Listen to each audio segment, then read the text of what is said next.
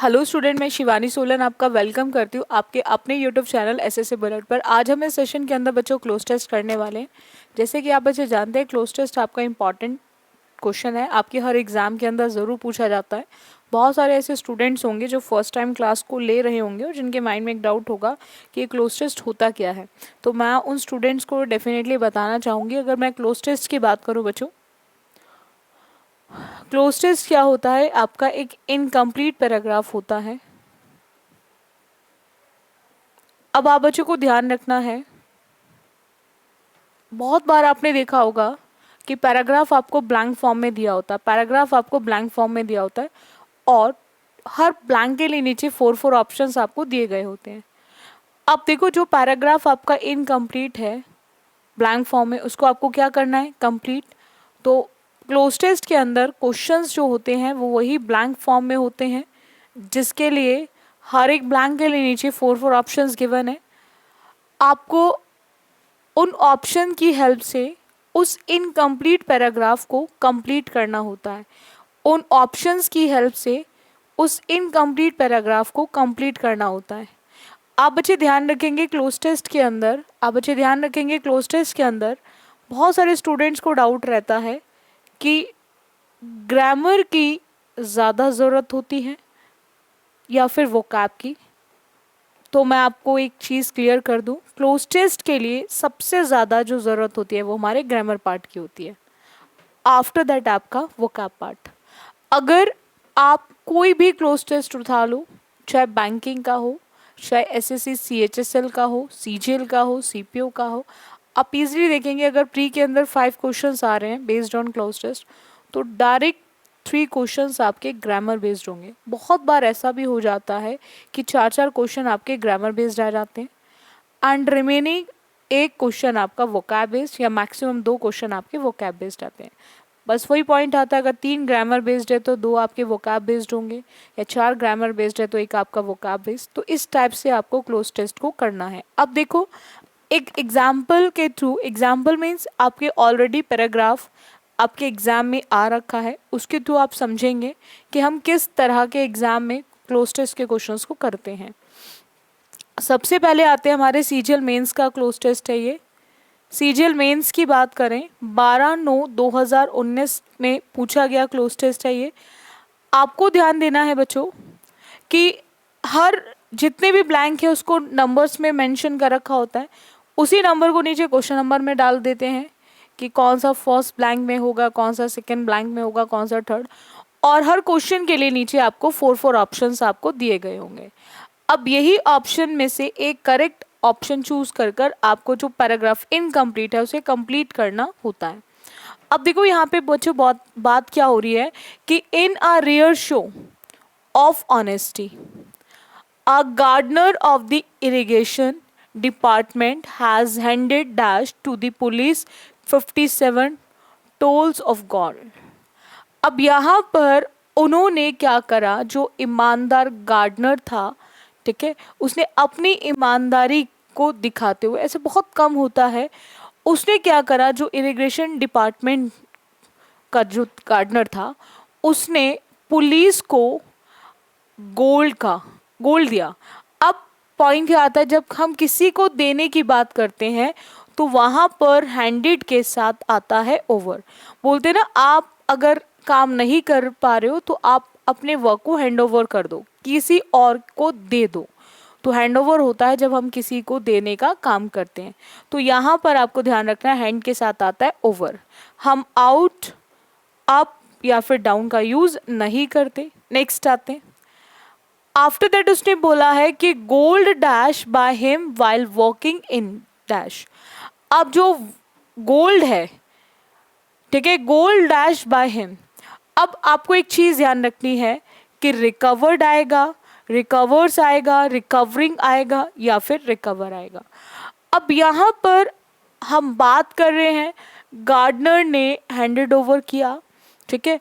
अब after that हम by him की बात कर रहे हैं, तो जैसे हमने हैज़ के साथ हैंडेड लिखा तो डेफिनेटली आफ्टर दैट भी हम वर्ब की थर्ड फॉर्म का ही यूज़ करेंगे। तो यहाँ पर हम लोग क्या यूज़ करेंगे, रिकवर्ड। क्या यूज़ करेंगे?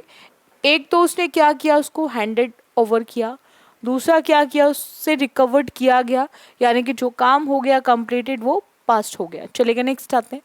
नेक्स्ट आते हैं, अगेन उसने बोला कि while walking in the dash of the super intending engineers bungalow. अब वो क्या कर रहा था वहां पे, while walking in the dash of the super intended engineers bungalow. अब जब बंगले की बात की जाएगी तो बंगले के अंदर हमारा पार्क होगा, फील्ड होगा, ऑर्चार्ड होगा या फिर गार्डन होगा, तो डेफिनेटली हम गार्डन की बात कर रहे हैं। नेक्स्ट आते हैं, आफ्टर दैट उसने बोला कि the dash in turn has handed over. कुछ क्वेश्चंस के आंसर्स आप बच्चे ज़रूर देखेंगे कि उस क्लोज टेस्ट में मेंशन होते हैं। कुछ क्वेश्चंस ऐसे होते हैं जिनके आंसर्स उस क्लोज टेस्ट में ऑलरेडी मेंशन होते हैं, जैसे इसके अंदर भी है। उसने बोला है कि the dash in turn has handed over. ये ऊपर वाले का जो हैंडेड के साथ क्या आएगा, ओवर, आपको ऑलरेडी मेंशन कर रखा है, ठीक है। तो the dash in turn has handed over dash. अब किसको दे रहा है वो, कस्टम ऑफिसर को, पुलिस को, गार्डनर को या फिर इंजीनियर को। अभी हमने ऊपर देखो हैंडेड को पढ़ा था, हैंडेड का आंसर ओवर दे रखा है, वहीं पर ओवर के साथ हमें क्या लिख रखा है यहाँ पे, पुलिस। क्या लिख रखा है बच्चों, पुलिस। तो इसका आंसर भी ऑलरेडी आपके पैराग्राफ में मेंशन है, तो आप इजीली आंसर टिक कर सकते हो। बहुत सारे ऐसे केसेस होते हैं कि जहाँ पर आपको आंसर्स उसी क्लोज टेस्ट के अंदर मेंशन होता है, तो अगर आप उसको थोड़ा सा ध्यान से पढ़ो तो आपको आंसर आधे से ज़्यादा वहीं मिल जाते हैं उसी क्लोज टेस्ट के अंदर, ठीक है। नेक्स्ट आते हैं। नेक्स्ट उसने बोला है कि in turn has handed over the dash to the central excise and customs department. Handed over the dash, अब उसने क्या हैंडेड ओवर किया, अब ऑलरेडी मेंशन था हैंडेड ओवर क्या किया है, गोल्ड। अब मैंने आपसे क्या बोला, कुछ क्वेश्चंस ऐसे होते हैं क्लोज टेस्ट में जिनके आंसर्स आपको उसी क्लोज टेस्ट के अंदर मिल जाएंगे, और ये भी उनमें से एक ही है। हम बात किसकी कर रहे हैं, पुलिस को उसने गोल्ड हैंड ओवर किया है, तो डेफिनेटली यहाँ पर हम कॉइन्स का, बैंगल्स का, बिस्किट्स का यूज़ नहीं करेंगे, किसका यूज़ करेंगे, गोल्ड का। किसका यूज़ करेंगे, गोल्ड का। नेक्स्ट आते हैं, अब उसने बोला to the central excise and customs department dash investigation. अब वहाँ पर हमने क्यों उसको दिया, एक इन्वेस्टिगेशन के लिए। तो हम जब किसी पर्पस के लिए देते हैं, ठीक है, तो वहाँ पर हम लोग क्या यूज़ करेंगे, फॉर, इन्वेस्टिगेशन के लिए। हमने उसको इन्वेस्टिगेशन के लिए दिया, ठीक है। अबाउट डिस्क्राइब के लिए यूज़ होता है, बाय का यूज़ होता है जब आप किसी परफॉर्मर को कनेक्ट कर रहे हैं, और टू का यूज़ आपके डिफरेंट डिफरेंट केसेस में होता है, ठीक है। तो वहाँ पर अगर हम बात करें जब हम किसी काम के लिए दे रहे हैं, किसी पर्पस के लिए दे रहे हैं, तो वहाँ पे क्या आ जाएगा, फॉर आ जाएगा। नेक्स्ट आते हैं, it was in June this year. ये क्या था, जून में था, ठीक है। Ramdayal found a टिनी plastic box. It was in June this year dash. अब डैश के बाद आफ्टर आएगा, अंटिल आएगा, फिर दैट आएगा या वाइल। देखो अंटिल का यूज होता है टाइम के लिए, और टाइम के साथ साथ ये टाइम के लिए आता है, और टाइम के साथ साथ आता है जब हम बात करते हैं कंडीशनल सेंटेंसेस की, यानी कि जहाँ पर कंडीशन और रिजल्ट हो। तो यहाँ कोई कंडीशनल सेंटेंस नहीं है। आफ्टर का मतलब होता है बाद में, और अगर हम बात करें वाइल, तो वाइल का यूज होता है जब आप किसी भी प्रोग्रेसिव एक्शन की बात करें, यानी कि कोई भी आपका काम जारी है, तो इन प्रोग्रेस को दिखाने के लिए, पास्ट कॉन्टिन्यूस के दो प्रोग्रेसिव एक्शन को दिखाने के लिए, या पास्ट के एक प्रोग्रेसिव और एक कंप्लीटेड एक्शन को दिखाने के लिए हम वाइल का यूज़ करते हैं। सो यहाँ पर ना तो हम दो प्रोग्रेसिव की बात कर रहे हैं, और ना ही हम एक प्रोग्रेसिव और एक कंप्लीटेड की बात कर रहे हैं, तो यहाँ पे वाइल का भी यूज़ नहीं होगा। तो बचता का क्या है हमारा, दैट, ठीक है। तो हम यहाँ पे क्या यूज़ करेंगे, दैट। नेक्स्ट आते हैं। आफ्टर दैट उसने बोला है यहाँ पे कि डैश विथ पॉलिथीन, ठीक है, बट इट 6 इंचेस। अब उसने जो वहाँ पर टिनी प्लास्टिक बॉक्स था, मेटिकुलसली उसको क्या किया गया, शेल्टर्ड किया गया, टॉप्ड किया, एनक्लोज किया या फिर कवर्ड किया। तो आपको ध्यान रखना है यहाँ पर हमने उस टाइम क्या था, उसने एक प्लास्टिक बैक बॉक्स लिया एंड आफ्टर दैट अगर हम बात करें, एनक्लोज होता है जैसे किसी भी चीज़ को आप जोड़ देते हो, ठीक है, शेल्टर जैसे आप सबको ज़रूरत होती है एक छत की, ठीक है, और टॉप जो टॉप होता है एंड एनक्लोज नहीं होगा तो बसता हमारा क्या है, कवर्ड। कभी कभी अगर आपको कुछ ऐसे आंसर्स हो जहाँ पर आप कंफ्यूज हो जाएं हमें क्या यूज़ करना है, तो उस केस में आपको एक चीज़ ध्यान रखनी है, वहाँ पर आकर आप सिंपल उन ऑप्शंस को एलिमिनेट करना शुरू कर दो जो आपको पता है। तो आप देखेंगे जब रिमेनिंग ऑप्शन बचेगा वो हमेशा आपका करेक्ट आंसर ऑप्शन बचेगा। तो जब भी आप इस तरह की प्रॉब्लम में फंस जाते हैं जहाँ पर आपको ये लगता है कि आंसर हमें ऑप्शंस कुछ पता है कुछ ऑप्शंस नहीं पता है, तो उस केस में आप बच्चे हमेशा ध्यान रखेंगे आपको उन पर काम करना है पहले जो आपको पता है। तो आप एलिमिनेशन लगाओगे तो आप एट दैट टाइम आप बिल्कुल करेक्ट आंसर पर इजीली पहुंच जाओगे। चलेगा, नेक्स्ट आते हैं। नेक्स्ट उसने बोला है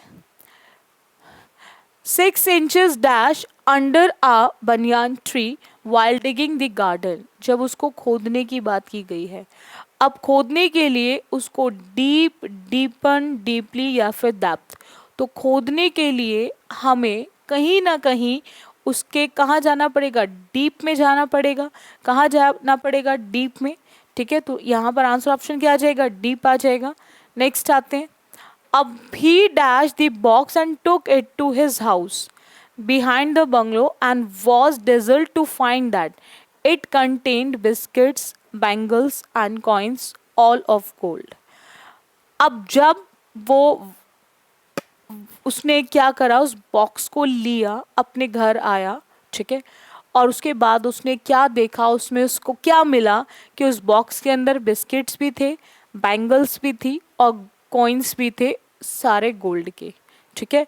अब picked on, pick in, picked over या पिकअप। अगर हम बात करें बच्चों पिक ऑन की, पिक ऑन की बात करें तो पिक ऑन का मतलब होता है कि जब भी आप कोई चीज को चुनने का काम करते हो, चूज समवन और समथिंग, जब आप किसी भी चीज को सेलेक्ट करने का काम करते हो तो वहां पर आता है, ठीक है। एंड पिक्ड इन का मतलब भी ऑलमोस्ट सेम होता है, पिक्ड इन का मतलब भी ऑलमोस्ट सेम होता है। और पिक्ड ओवर की बात करें तो इसका मतलब होता है जब आप किसी भी चीज को ऊपर उठाने का काम करो, बोलते हैं पिकअप करो इसको, ठीक है, उठाओ चीजों को। तो यहाँ पर हम बात कर रहे हैं कि उसने बॉक्स को क्या किया, वहाँ पर निकालने का काम किया। तो वहाँ पर हम यूज़ क्या करेंगे, दैट इज हम यूज़ क्या करेंगे वहाँ पे, पिकअप किया, ठीक है। तो उठा लिया, तो उठा लेने के लिए हम लोग क्या यूज़ करेंगे, पिकअप। सो यहाँ पर आंसर ऑप्शन पिकअप हो जाएगा। नेक्स्ट आते हैं। नेक्स्ट क्लोज टेस्ट देखेंगे, अगेन आपके सीजल मेंस का ही है जो 12/9/2019 में पूछा गया है। Hunter gather culture was the way of life for early humans until around 11,000 to 12,000 years ago. मारना, वो जो हंटर वाला केस होता था, गैदर कल्चर जो था, एक बहुत लाइफ को जीने का एक तरीका था, लगभग 11,000-12,000 साल पहले। The lifestyle of the Hunter gather was dash on hunting animals, जो कहीं ना कहीं शिकारियों की जो लाइफ होती थी वो डिपेंड होती थी जानवरों को शिकार करने पे। अब यहाँ पर उनकी लाइफ दूसरे पे डिपेंड है। अब देखो दो केसेस आते हैं, वॉज वर्ड के साथ या तो आईएनजी आता है या फिर थर्ड फॉर्म आता है। अब जब बात होती है पैसिव वॉइस की, तो पैसिव वॉइस की जब भी हम बात करेंगे तो वहाँ पर आपको ध्यान रखना है, हम आईएनजी का यूज़ तो बिल्कुल भी नहीं करेंगे। हम वॉज के साथ वहाँ यूज़ करेंगे वर्ब की थर्ड फॉर्म, हम यूज़ करेंगे वर्ब की थर्ड फॉर्म। बाकी वॉज के साथ फर्स्ट फॉर्म और एस और एस का यूज कभी भी इन इंग्लिश ग्रामर नहीं होता। वॉज और वर्ब बच्चों दो ही वर्ब को लेकर आते हैं, या तो वर्ब की फर्स्ट फॉर्म में आईएनजी का यूज होगा या फिर वर्ब की थर्ड फॉर्म का यूज होगा। आप बच्चे ध्यान रखेंगे, या तो फर्स्ट फॉर्म आती है, फर्स्ट फॉर्म में आईएनजी आएगी, या फिर थर्ड फॉर्म आती है, और कोई भी फॉर्म का यूज हम वॉज वर्ब के साथ नहीं करते। तो यहाँ पर हमें क्या लिखना है, बेस्ड का यूज करना है। नेक्स्ट आते हैं बच्चों, आफ्टर दैट उसने बोला है कि जो वहां पर anthropologist dash discovered evidence for the practice of hunter gather culture. उन्होंने आविष्कार किया, खोजा चीज़ों को, उनके कल्चर की जो था अभ्यास उसको। तो यहाँ पर हम बात कर रहे हैं हैव की, हैज़ की, हैड की या फिर हैविंग की। अब देखो बच्चों, अगर हम डिस्कवर्ड की बात करें तो डिस्कवर्ड के साथ हमें ये क्लियर है कि डिस्कवर्ड के साथ हम हैविंग का यूज़ तो नहीं करेंगे, हम डिस्कवर्ड के साथ तो हैविंग का यूज़ नहीं करेंगे। अब हम बात जब कर रहे हैं कि यहाँ पर हम जब बात कर रहे हैं तो हैव या हैज़ का यूज़ हम इसलिए नहीं कर सकते बच्चों क्योंकि हैज़ आता है आपके सिंगुलर सब्जेक्ट के साथ। और अब उन्होंने जो कल्चर में जो चीज़ों को डिस्कवर्ड किया है, चीज़ें पुरानी थी, डिस्कवर्ड तो अभी हुआ है, तो इसलिए हम हैड की जगह क्या यूज़ करेंगे, हैव। हम लोग क्या यूज़ करेंगे बच्चों, हैव। नेक्स्ट आते, आफ्टर दैट उसने बोला है यहाँ पर कि evidence for the practice of hunter gather culture dash modern humans homo sapiens and their distant ancestors dating as. अब कल्चर के बाद हम लोग क्या यूज करेंगे, ह्यूमन जो मॉडर्न ह्यूमन है उनसे कल्चर किस तरह से उसकी बात कर रहे हैं, विद, फ्रॉम, बाय या फिर टू। तो आप अच्छे ध्यान रखेंगे उस केस में जब हम परफॉर्मर की बात करते हैं तो वहाँ पर हम लोग यूज करते हैं बाय का। हम विद का यूज होता है इंस्ट्रूमेंट के लिए, और फ्रॉम जब हम किसी चीज़ से अलग करने की बात कर रहे हैं या फिर टाइम पीरियड की बात करते हैं तो यहाँ पे टू का यूज़ तो हो ही नहीं सकता, तो बसता क्या हमारा फ्रॉम, बाय। नेक्स्ट आते हैं, नेक्स्ट की बात करें, उसने बोला है कि and their distant ancestors dating as dash back as 2 million years ago. अब बात हो रही है कि dash back as 2 million years एगो।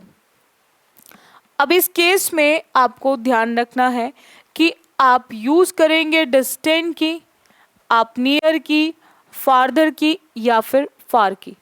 तो हम फार्दर जो होता है ये भी दूरी के लिए आता है, लेकिन ये कंपैरेटिव फॉर्म है और यहाँ हम कंपैरेटिव की तो बात नहीं कर रहे हैं क्योंकि एज आ रहा है, और एज का यूज़ हम पॉजिटिव के केस में करते हैं, तो इसलिए हम क्या लिखेंगे, फार लिखेंगे। हम डिस्टेंट या फिर नियर का यूज़ नहीं करेंगे क्योंकि हम दूरी की बात कर रहे हैं। नेक्स्ट आते हैं, आफ्टर दैट अगर हम बच्चों बात करें यहाँ पे, उसने बोला है कि before the dash of hunter gather culture earlier group relied on, कि उस कल्चर से पहले, उस कल्चर के किस चीज़ से पहले, डिपेंडेंस से पहले, एक्सपीरियंस से पहले, एमरजेंस से पहले या फिर डिपार्चर से पहले। डिपेंडेंस होता है जब आप दूसरों पर निर्भर रहने की बात करते हैं, ठीक है।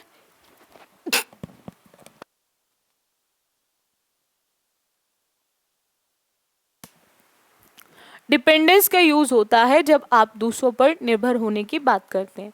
एक्सपीरियंस अनुभव होता है, और डिपार्चर जब आप किसी चीज़ को छोड़ने की बात करते हैं, जैसे आपकी ट्रेन होती है, उनका एक डिपार्चर का टाइम होता है, छूटने का समय होता है, अराइवल का, पहुंचने का समय होता है। तो यहाँ पे क्या आएगा, हमारा एमरजेंस आएगा। क्या आएगा बच्चों, हमारा एमरजेंस। नेक्स्ट आते हैं, उसने बोला आफ्टर दैट कि earlier groups relied on dash practice of animals remains that predators left। After that अब हम लोग क्या यूज करेंगे, एन, वन, द या फिर आर्टिकल ए। आर्टिकल ए और एन की बात करें तो इन दोनों का मतलब वन होता है, यानी कि ये तीनों यूज होते हैं किसी एक के लिए। तो यहाँ पर हम एक की बात नहीं कर रहे हैं, यहाँ पर हम बच्चों एक की बात नहीं कर रहे हैं। तो हमें क्लियर हो गया कि ये तीनों का मीनिंग तो सेम है। आर्टिकल ए और एन का यूज होता है for in English grammar for one. जब हम किसी एक की बात करते हैं वहाँ यूज करते हैं हम आर्टिकल ए और एन। तो यहाँ पर हम ए और एन और वन का यूज नहीं करेंगे। तो आंसर ऑप्शन क्या आएगा बच्चों, द। आंसर ऑप्शन क्या आएगा, द। नेक्स्ट आते हैं, नेक्स्ट की बात करें बच्चों, उसने बोला है कि remains that predators left dash because hunter gatherers did not rely on agriculture before, beyond, beneath या फिर behind। before का मतलब होता है बच्चों पहले, before का मतलब होता है पहले, और बियॉन्ड मतलब होता है जब चीज़ें ऊपर होती हैं।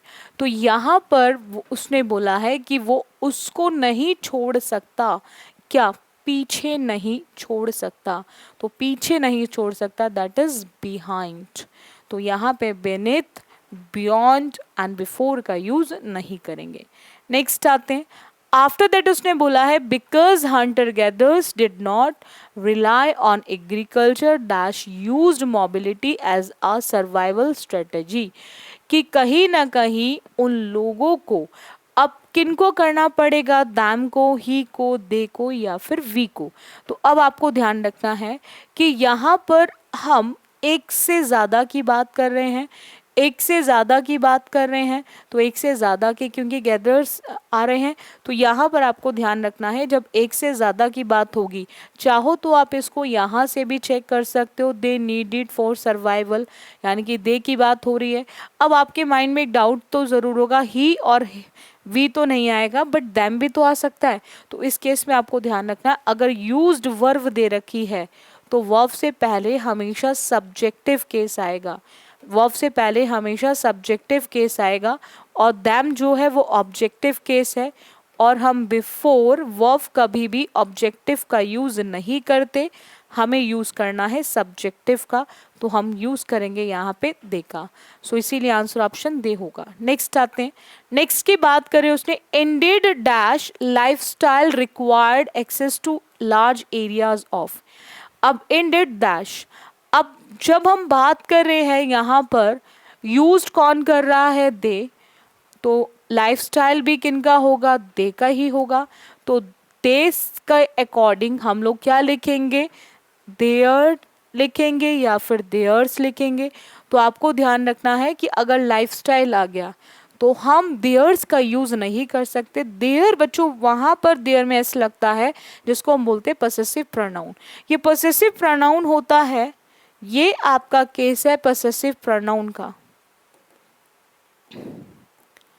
ये आपका पसेसिव प्रोनाउन है और ये आपका पसेसिव एडजेक्टिव है। तो एडजेक्टिव का यूज होता है before noun, and possessive pronoun कभी भी नाउन के साथ यूज नहीं होता, क्योंकि पसेसिव जो प्रोनाउन बनता है वो एडजेक्टिव प्लस नाउन को मिलाकर बनता है, और ये वहाँ यूज होगा जहाँ पर नाउन बार बार रिपीट हो रहा है और विद पसेसिव एडजेक्टिव आ रहा है, तो वहाँ मिलकर बनता है आपका पसेसिव प्रोनाउन। तो यहाँ पर हम लोग देयर्स का यूज नहीं करेंगे, एंड दे के अकॉर्डिंग इट्स और अवर का तो यूज हो ही नहीं सकता। तुम्हारा आंसर ऑप्शन क्या आ जाएगा बच्चों, देयर आ जाएगा। नेक्स्ट आते हैं, नेक्स्ट पॉइंट की बात करें, उन्होंने बोला है कि required access to large areas of dash to find the food they needed for survival. उनको वहाँ पर उस एरियाज में ज़रूरत है एक्सेस करने की, क्यों, क्योंकि उनको चाहिए खाना, ठीक है, ताकि वो अपने जीवन यापन यानी कि जीवन को चला सके सर्वाइवल के केस में। अब वो टाउन्स की बात कर रहा है, वैलीज की बात कर रहा है, लैंड की बात कर रहा है या फिर विलेजेस की बात कर रहा है। अब आपको मैं एक चीज़ बता दूं बच्चों यहाँ पे कि ये जो टाउन है और जो विलेजेस हैं, क्या हमें कहीं भी टाउन विलेजेस की बात कर रहे हैं, नहीं, हम कंप्लीट किसकी बात कर रहे हैं, हम कंप्लीट लैंड की बात कर रहे हैं। और लैंड के अकॉर्डिंग हम आंसर ऑप्शन थर्ड लगा देंगे. So we can easily eliminate option first, option fourth and option second. Valleys, घाटियों की भी बात नहीं की जा रही है. आई होप आपको हर एक पॉइंट क्लियर हो गया होगा. देखिएगा बच्चों, बहुत सारे स्टूडेंट्स को रहता है, डाउट रहता है कि ऑफलाइन क्लासेस कहाँ मिलेंगी. सो मैं आपको एक चीज़ बता दूं, हमारी जो ऑफलाइन क्लासेस चलती हैं वो मुखर्जी नगर में चलती हैं. ये आपके मुखर्जी नगर का एड्रेस है. हमारे ऑफिस का जो एसएससी बुलेट का ऑफिस है. आपके ऑफलाइन क्लासेस के लिए इंग्लिश मैं ही आपको पढ़ाऊंगी और मैथ्स आपके अनुज वशिष्ठ सर पढ़ाएंगे. और रेगुलर क्लासेस रहती हैं आपकी इंग्लिश स्पेशल और मैथ स्पेशल, दोनों की क्लासेस चलती हैं हमारे एसएससी बुलेट ऑफलाइन क्लासेस के अंदर. ठीक है, और आप बच्चे चाहे तो विजिट कर सकते हैं. बाकी फ़ोन नंबर, कॉन्टैक्ट नंबर ये है. ठीक है, 8595636284 ये आपका कॉन्टैक्ट नंबर है. तो आप एनी टाइम कॉन्टैक्ट भी कर सकते हैं फॉर अपकमिंग बैचेस, जो भी न्यू बैचेस ऑफलाइन क्लासेस के लिए स्टार्ट होने वाले हैं, तो उसके लिए आप इनको कॉल कर सकते हैं इस नंबर पे. बाकी जितने भी स्टूडेंट्स हैं, जिन स्टूडेंट के मैसेज और कॉल रेगुलर बेसिस पे आ रहे हैं फॉर ऑनलाइन बैच के लिए, तो मैं उन स्टूडेंट्स को एक चीज़ क्लियर कर दूं कि जिन स्टूडेंट को भी ऑनलाइन बैच चाहिए तो वो बहुत जल्दी हम स्टार्ट करने वाले हैं ऑनलाइन बैच भी. ठीक है, सो आप बच्चे कांटेक्ट कर सकते हैं इस नंबर पर. ऑनलाइन बैच भी स्टार्ट होने वाला है. बाकी अगर सेशन अच्छा लगता है बच्चे तो ज़रूर लाइक एंड शेयर कर दिया करो. और बाकी जितने भी स्टूडेंट्स ने अभी तक चैनल को सब्सक्राइब नहीं किया है तो वो सभी बच्चे चैनल को ज़रूर सब्सक्राइब कर लें, और बाकी आपको रेगुलर बेसिस पे नोटिफिकेशन आता रहे और आपकी कोई भी क्लास मिस ना हो, तो इसीलिए आप चैनल को सब्सक्राइब ज़रूर कर लें. So thank you student for this session. बाकी करेंगे हम नेक्स्ट क्लास में.